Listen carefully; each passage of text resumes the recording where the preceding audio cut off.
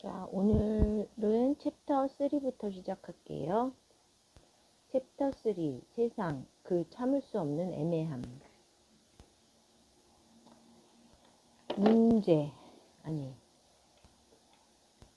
애매함은 삶의 법칙이지 예외가 아니다. 우리의 감각적 경험과 개개인의 지극히 사적인 판단들도 프레임의 영향력 아래 놓여 있다. 애매함으로 가득 찬 세상에 질서를 부여하는 것이 프레임이다. 한마디로 프레임은 우리에게 애매한 세상의 다리가 되어주는 것이다. 문제. 화씨 50도는 섭씨로 몇 도인가? 누군가 이 문제를 신속하게 풀었을 때 우리는 그를 똑똑한 사람이라고 부를지언정 지혜로운 사람이라고 하지는 않는다.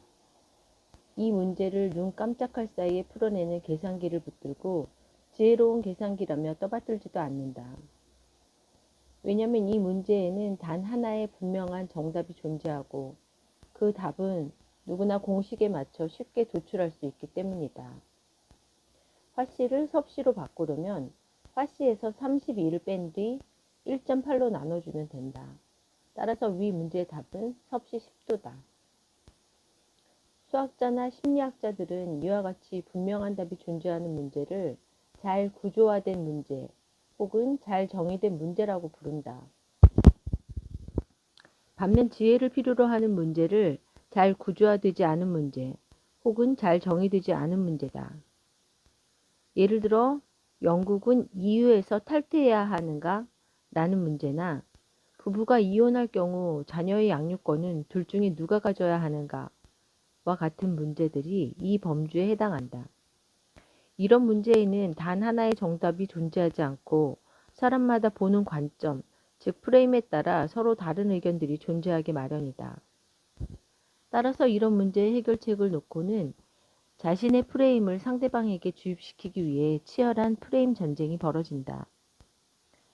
버클리 대학교의 조지 라코프 교수에 따르면 미국의 보수 진영은 이라크 침공을 테러와의 전쟁이라고 명명하고 진보 진영은 점령이라고 해석하였다. 이라크 사태의 본질이 전쟁으로 명명되면 그 해결책 또한 분명해진다. 전쟁이라면 무조건 이겨야 한다는 프레임이 작용하기 때문이다. 따라서 이 프레임으로 볼 때 이라크에서 철수하는 것은 곧 패배로 규정될 수밖에 없다. 반면에 이라크 사태를 점령으로 프레임하면 이라크에서의 철수는 당연한 것이 되고 다만 언제 철수할지 그 시기만이 문제가 될 뿐이다. 정치 세력들이 주요 선거를 앞두고 이슈가 되는 구호와 어젠더를 선점하려는 것도 이와 같은 맥락이다. 선거를 민주와 반민주의 대립으로 프레임할 것이냐, 아니면 혼란과 안정으로 프레임할 것이냐, 지방선거를 중앙정부 심판의 기회로 프레임할 것이냐, 지방 부패 세력 심판의 기회로 프레임할 것이냐의 문제에 각 정당들이 사활을 거는 이유가 거기에 있다. 우리가 살면서 부딪히는 문제들은 잘 구조화되지 않은 것들이 대부분이다. 세상 자체가 애매함으로 가득 차 있기 때문이다. 만일 우리가 경험하고 부딪히는 사건들에 단 하나의 분명한 답만이 존재한다면 프레임도 지혜도 필요 없다.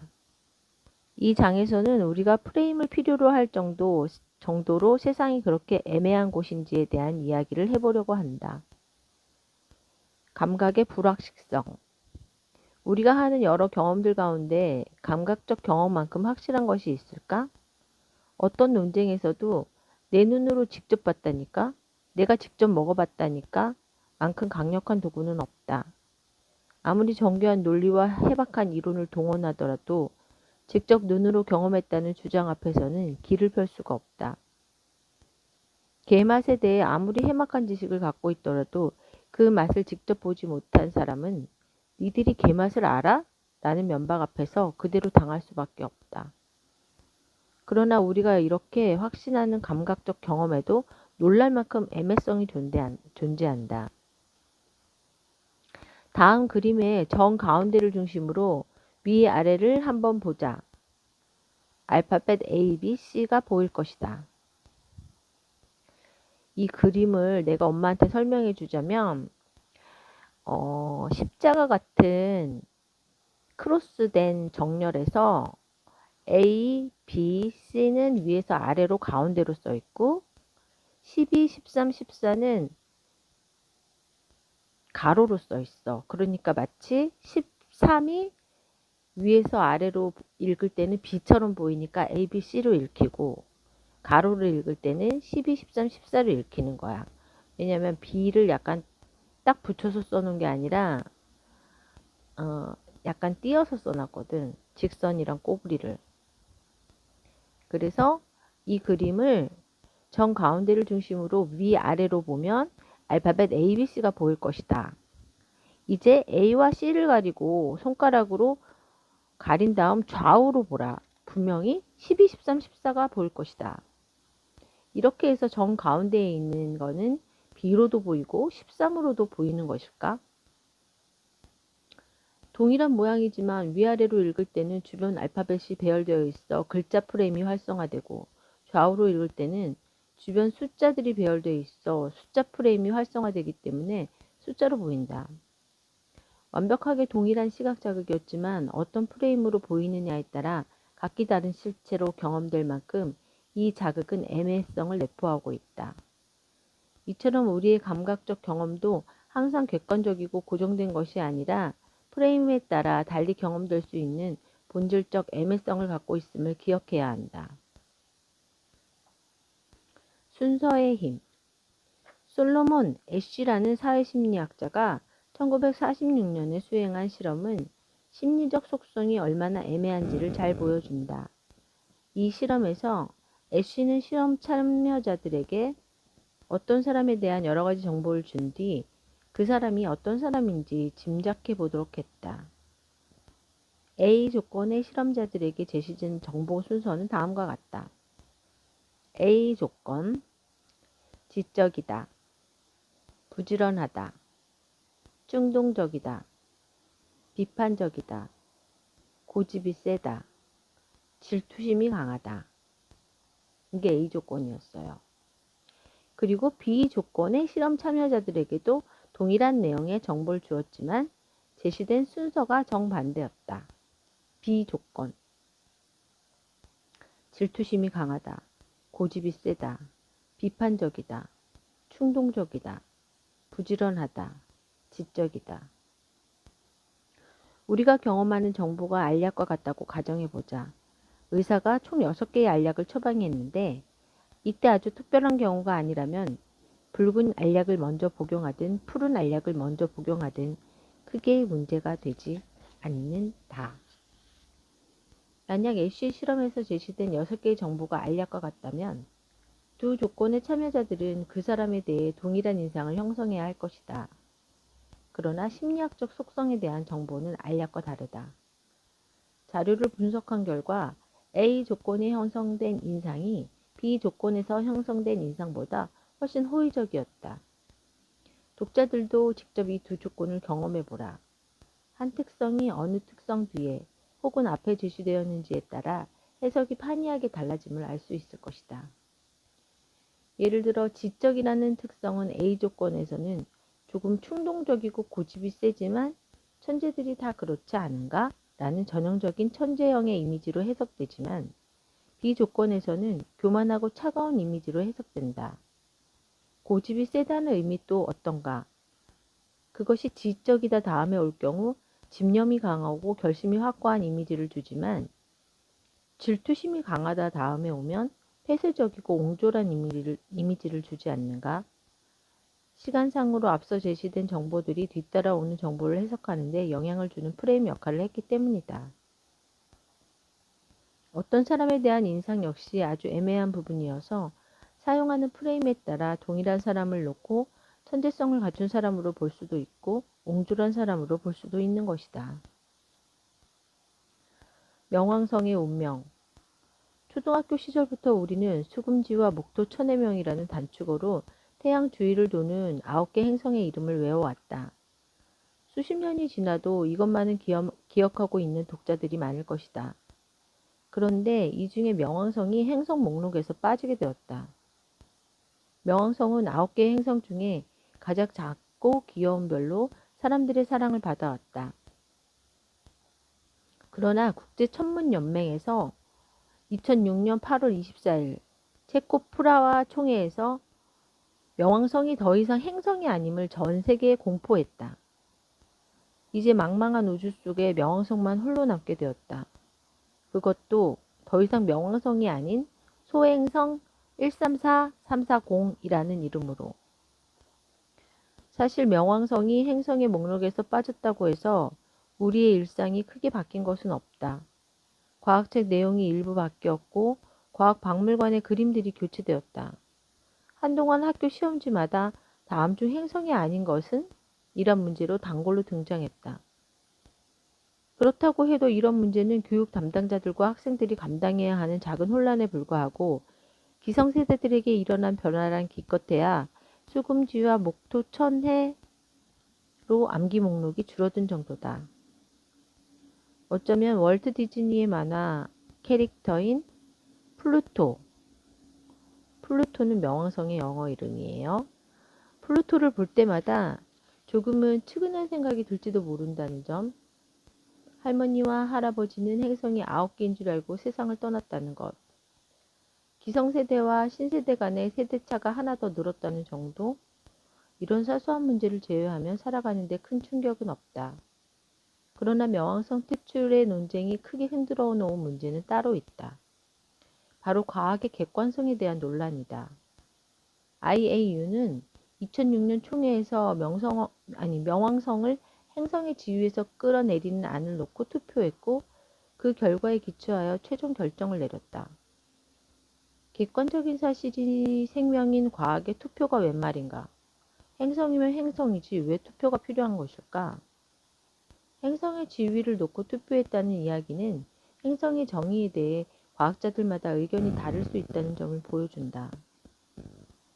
나아가 과학이 반드시 완벽하게 잘 정의된 문제만을 다루는 영역이 아니라는 점을 보여주는 사례다. 애초에 IAU는 행성으로서의 명왕성 지위에 대한 논란을 해소하기 위해 19명의 과학자들로 위원회를 구성했지만 이들은 2년에 걸친 논쟁에도 불구하고 명쾌한 해결책을 내놓지 못했다. 여기서 IAU는 아까 말했던 국제천문연맹이에요. 이에 IAU는 다시 소수의 위원회를 구성했고 2006년 6월 10일과 7월 1일 파리에서 2차례 회의를 갖고 명왕성을 행성으로 유지하되 명왕성과 유사한 3개의 물체를 행성으로 인정하는 수정안을 내놓았다. 새로 추가하려고 한 3개 중에 하나는 일명 제나로 알려진 203 UB313이라는 물체였다. 그러나 이 안은 즉각 반대에 부딪혔다. 아이러니하게도 그 반대의 중심에는 제나를 발견하여 명왕성의 행성 지위에 대한 논쟁을 본격적으로 불러일으킨 칼텍의 마이크 브라운 교수가 있었다. 브라운 교수는 자신이 발견한 물체가 행성으로 인정되는 영광을 누릴 수도 있었지만 새로운 수정안에 대해 내놓은 행성에 대한 정의에 동의하지 않았다. 그는 무엇이 행성인지를 결정하는 데 투표가 필요하다면 그것은 결코 과학이 아니라고 주장했다. 더욱이 새로운 수정안이 따르면 앞으로 행성의 수는 예측할 수 없을 정도로 늘어날 것이라고 경고까지 했다.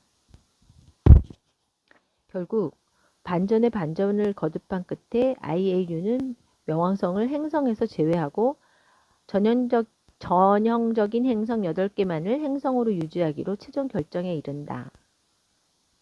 논쟁의 시작이 된 소행성 제나는 그 이후 황금 사과를 던져서 트로이 전쟁의 불씨를 만들었던 그리스 신화 속 싸움의 여신의 이름을 따라 에리스로 이름을 바꾸었다. 그러나 행성의 정의가 완전히 해결된 것이 아니기 때문에 어쩌면 앞으로 살면서 수금지와 목토 천해의 목록에서 여러 번 변화가 더 생길지도 모른다. 우리 역시 그 어떤 행성이 사라지고 생겨나는지 모른 채 세상을 떠나고 후손들에게 측은한 선조로 기억될지도 모를 일이다. 동메달이 은메달보다 행복한 이유. 미국 코넬대 심리학과 연구팀은 1992년 하계올림픽을 중계한 MBC의 올림픽 중계 자료를 면밀히 분석했다. 메달리스트들이 게임 종료 순간에 어떤 표정을 짓는지 감정을 분석하는 연구였다. 연구팀은 실험 관찰자들에게 분석이 가능했던 23명의 은메달리스트와 18명의 동메달리스트의 얼굴 표정을 보고 이들의 감정이 비통에 가까운지 환희에 가까운지 10점 만점으로 평점하게 했다.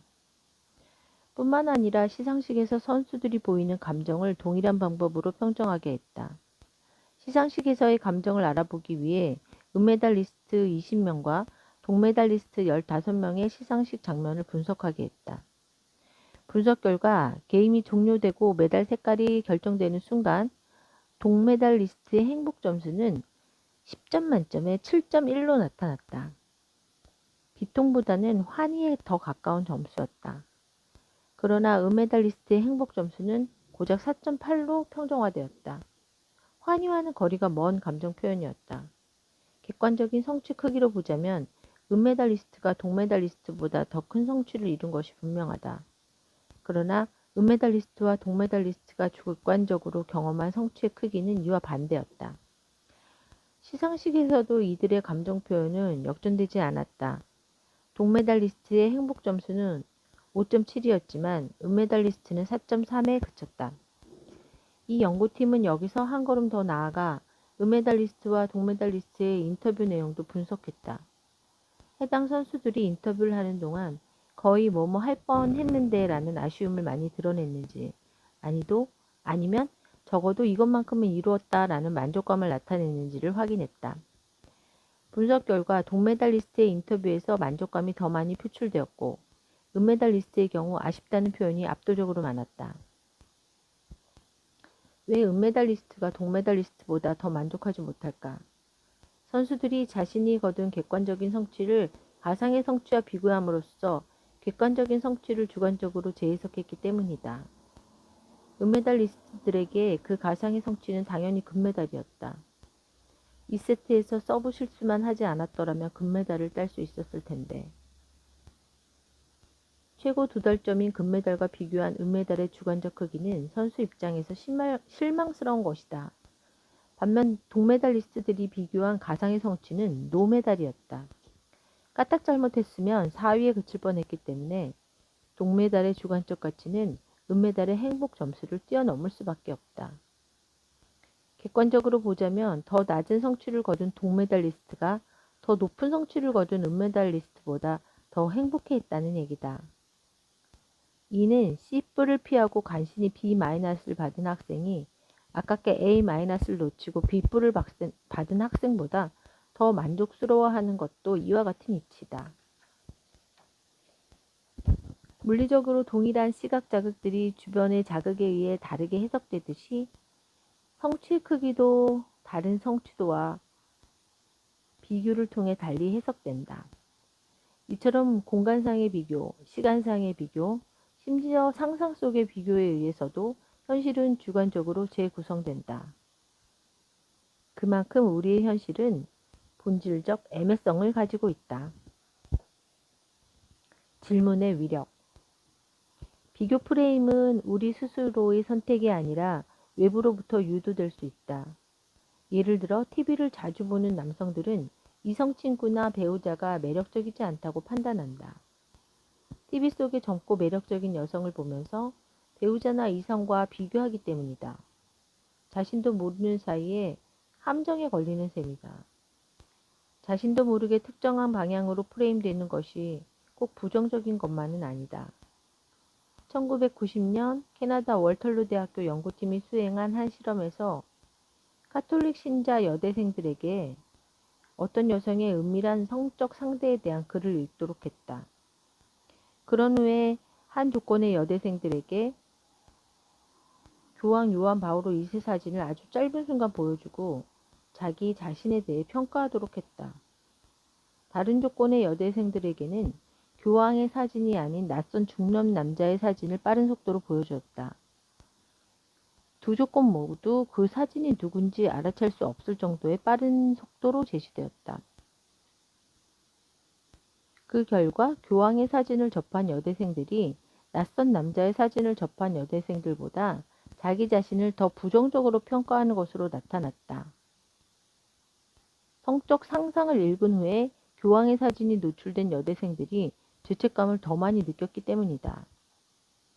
자신이 믿는 종교의 상징물을 집이나 자동차, 일터에 놓아주는 이유는 이런 상징물이 무의식 중에도 계속 경건한 종교적 프레임을 심어주기 때문이다. 그러나 프레임이 항상 외부에서 강요되거나 은밀히 유도되는 것만은 아니다. 우리 스스로에게 건네는 질문 혹은 담화가 우리에게 특정한 프레임을 유도할 수 있다. 자신이 외향적인 사람인지 내성적인 사람인지 알고 싶을 때는 우리는 스스로 나는 외향적인가? 라고 물을 수도 있고 나는 내성적인가? 라고 물을 수도 있다. 키나 몸무게 같은 물리적 속성은 궁금하면 금방 확인할 수 있지만 심리적 속성들이 궁금할 때는 반드시 이런 자기 질문 과정을 거쳐야 한다. 어떤 사람이 나는 외향적인가? 라고 자문한 뒤 다음 7점 척도상에서 자신을 평가한다고 다음 7점 척도상에서 자신을 평정한다고 해보자. 1번은 매우 내성적, 7번은 매우 외향적. 이 사람은 자신이 과거에 어떤 행동을 했는지 그 패턴을 회상하든지 아니면 주변 사람들이 평가를 참조하든지 간에 어떤 증거에 기초하여 응답할 것이다. 그런데 만약 이 사람이 나는 외향적인가가 아니고 나는 내성적인가를 자문했다고 해보자. 일부 독자들은 이 두 가지 질문이 무슨 차이가 있냐고 반문할지 모른다. 그러나 사회심리학자 지바쿤다의 연구에 비롯하여 우리 팀의 연구 결과는 그런 반문이 틀렸음을 보여준다. 한마디로 요약하면 외향적인가? 하고 물었을 때보다 내성적인가? 라고 물었을 때 응답이 더 내성적인 것으로 나타났다. 질문의 방향이 판단에 영향을 주어서 자신의 성격을 조금 다르게 보도록 만들어버렸다는 것이다. 이런 일이 가능한 이유는 질문의 방향이 특정 종류의 증거만을 찾아보도록 하는 프레임 역할을 하기 때문이다. 내가 외향적인가? 라고 자문하면 외향적으로 행동했던 증거만 찾으려 하고 내성적으로 행동했던 증거는 잘 찾으려 하지 않는다. 반면 내가 내성적인가? 하고 물으면 내성적으로 행동했던 경험만을 찾고 외향적으로 행동했던 경험은 잘 찾지 않으려고 한다. 결국 질문의 방향에 일치하는 쪽으로 자기 판단이 이루어지게 된다. 자기 개념도 단 하나로 고정되어 있는 게 아니라 프레임에 따라 그때그때 달라진다. 그리고 그 프레임은 질문의 방향과 같은 아주 사소한 요인에 의해 결정되기도 한다. 오늘은 챕터 3를 다 읽었네요. 챕터 3를 나가며 감정지능 EQ와 사회지능 SQ 개념이 전통적인 지능 IQ의 반기를 들고 등장했을 때 많은 사람들이 그토록 흥분했던 이유는 새로 등장한 개념들이 기존의 단순한 똑똑함보다는 지혜로움을 더 중시했기 때문이다. 삶의 문제에는 단 하나의 정답만 존재하기 어렵다는 것을 잘 알기에 감성지능과 사회지능, 이 두 개념은 폭발적 인기를 끌 수 있었다. 애매함은 삶의 법칙이지 예외가 아니다. 우리의 감각적 경험과 개개인의 지극히 사적인 판단들도 프레임의 영향 아래 놓여 있다. 애매함으로 가득 찬 세상에 질서를 부여하고 의미를 부여하는 것이 바로 프레임이다. 한마디로 프레임은 우리에게 애매한 세상의 다리가 되어주는 것이다. 네, 이렇게 챕터 3를 마쳤습니다. 그럼 또 다음번에 챕터 4로 다시 만날게요. 안녕. 엄마 안녕.